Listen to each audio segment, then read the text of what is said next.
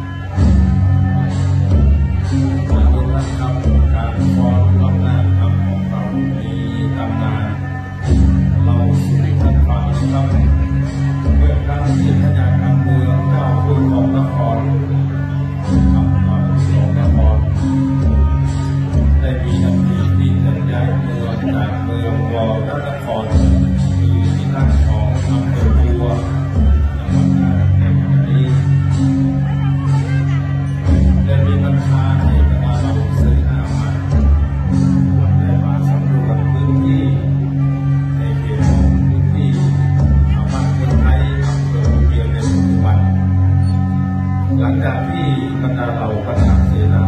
ได้มาสำรวจพื้นที่ได้มองเห็นความอุดมสมบูรณ์ของพื้นที่ในเขตภูเขียวแช่แห้งในหลังการปลูกต้นพญานาคเมืองเก่าของพระพรพญานาคเมืองเก่าได้มีโดยที่จะย้ายเมืองจากเมืองบ่อพระนครมาทำกิจการและอุดมสมบูรณ์ที่ในเขตวัดไทยอำเภอภูเขียวในปัจจุบันพญานาคเมืองครับได้มีดำริให้ย้ายเมืองจากเมืองบ่อพระนครถือว่าเป็นเมืองที่มีพื้นที่ขับแคบไม่เหมาะสมกับการดำเนินชีวิตของพี่น้องประชาชนชาวนันทบุรีจึงได้มีดำริให้ย้ายเมืองจากบ่อพระนครมาที่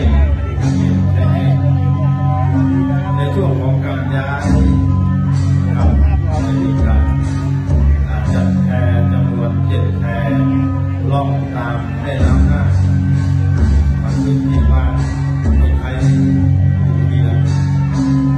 ในช่วงของการเดินทางนะครับซึ่งเป็นการสร้างสีสันบรรยากาศของการเดินทางเราบรรดาผู้ที่ได้ร่วมกันย้ายเมืองโดยนั่งแพจำนวน7แพมีน้องเมืองผู้ได้น้องของเร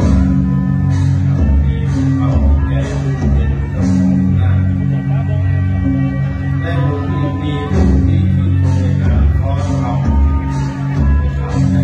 การฟ้อนรำและจัดท่าทางในการฟ้อนเพื่อสร้างบรรยากาศในการย้ายเมืองในขณะนั้นซึ่งถือว่าเป็นตำนานที่พวกเราได้สืบทอดกันมาเป็นระยะเวลาถึง500 กว่าปีปัจจุบันทางสภาวัฒนธรรมจังหวัดน่านได้กำหนดในท่ารำของการฟ้อนรำน่านเป็นเอกลักษณ์ที่สำคัญของการศึกษาศิลปะวัฒนธรรมอะไรที่ให้อยู่คู่กับศิลปะน่านการรำทุกคนนะครับจะเป็นรำด้วยรอยยิ้มเป็นรำด้วยรอยยิ้มและความสวยงามน้ำพรประดับกายวันนี้จะเป็นน้ำพรประดับกายที่ได้สร้างด้วยฝีมือของชาวจังหวัดน่านส่วนสีสันของน้ำพรประดับกายครับก็เป็นไปตามการต่างๆที่ได้รับการฟ้อนรอบด้านไปเสนอแด่ทุกท่านที่มาเยี่ยมชมจังหวัดน่านในการฟ้อนรำวันนี้นะครับสุภาพสตรีได้สวม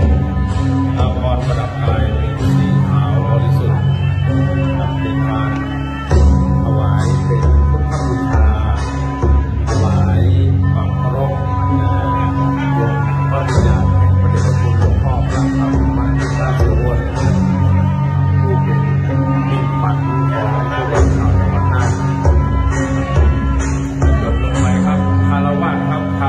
ปรบมือ